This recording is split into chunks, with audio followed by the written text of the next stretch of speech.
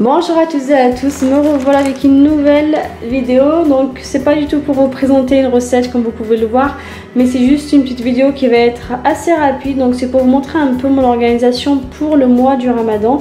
Je pense que c'est dans environ un mois si je ne me trompe pas, sachant que ce que je veux vous montrer là c'est un peu l'organisation de tous les jours. Voilà, c'est surtout pour toutes les personnes qui travaillent, qui ont des enfants, qui doivent gérer la maison, qui doivent gérer le repas, etc., qui veulent aussi prendre soin d'elles, faire du sport par exemple, etc.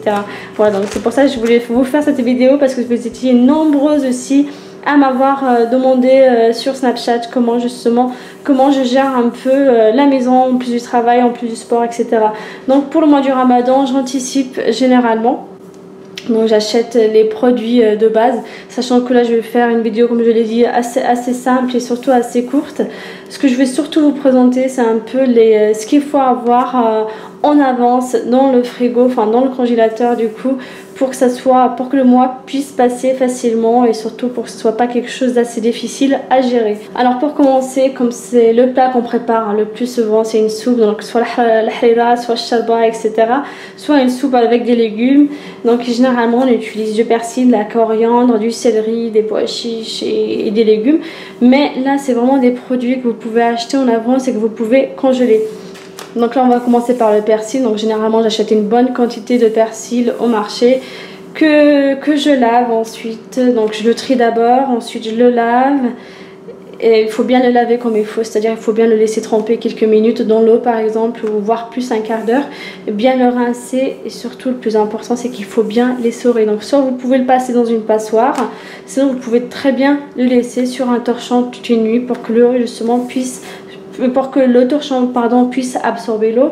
Donc ça c'est pour le persil, et ensuite il faut le couper, il faut lâcher finement. La coriandre, exactement la même chose, pareil, je l'achète généralement en même temps que le persil. Donc je le lave bien comme il faut, je laisse tremper dans l'eau un bon petit moment.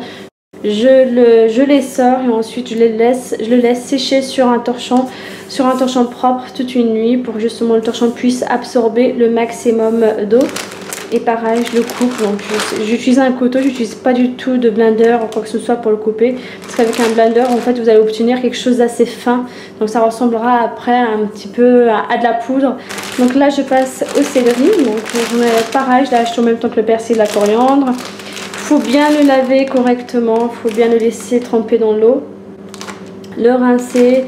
Ensuite il faut l'essorer et laisser sécher. Par exemple vous le laissez toute une nuit sur un torchon, pareil. Et après vous avez juste à le couper. Donc généralement je le mets dans le harira ou le sharba par exemple. Je le mets aussi dans la préparation des soupes aux légumes. Maintenant on va passer aux pois chiches. Donc les pois chiches c'est ce que j'utilise souvent à la maison, pas seulement pendant le mois du Ramadan, mais toute l'année, et je vous conseille vraiment d'en consommer le plus souvent possible.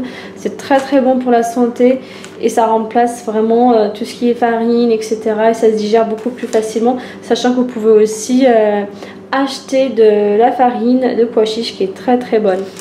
Par contre pour les pois chiches, ce que je vous conseille, donc si vous les faites cuire, c'est de ne pas trop les faire cuire, parce que ça ne sert plus à rien de trop les faire cuire. Vous perdez tous les nutriments qu'il y a à l'intérieur. Donc les pois chiches, je les achète secs, ensuite je les laisse tremper dans l'eau toute une nuit et toute la journée jusqu'au soir du lendemain. Donc voilà, vous les mettez par exemple, vous les mettez le soir dans l'eau, vous mettez un maximum d'eau par contre. Vous les laissez tremper toute la nuit et ensuite toute la journée, et après vous pouvez les prendre, vous pouvez les égoutter le lendemain. Et vous pouvez les manger facilement sans forcément les faire cuire. Vous verrez après que les pois chiches sont prêts. C'est au moment où vous les mangez, ils sont un peu plus gros de toute façon. Voilà, donc du coup ils ont augmenté de volume parce qu'ils ont absorbé l'eau justement. Voilà, donc ensuite vous les égouttez comme pour le persil, la coriandre, le céleri. Et après il ne vous reste plus qu'à les mettre dans des sachets de congélation. Donc voilà, je vous conseille vraiment de faire la même chose. Donc c'est vrai que ça prend pas mal de temps, parce qu'il faut les acheter, et aussi il faut les laver, les égoutter. Donc ça prend pas mal de temps, mais au moins ça vous fait après un gain de temps énorme, parce que vous pouvez vous occuper de vos enfants tranquillement, vous pouvez faire votre sport et vous pouvez préparer vos repas facilement. Ça évite de sortir à chaque fois, de couper, etc. Donc voilà, donc maintenant il ne me reste plus qu'à les congeler. Bien sûr, comme d'habitude, si vous avez des questions au niveau par rapport à cette vidéo, vous pouvez très bien me les poser sur ma chaîne YouTube. Je vous répondrai avec grand plaisir. À très bientôt. Ciao, ciao.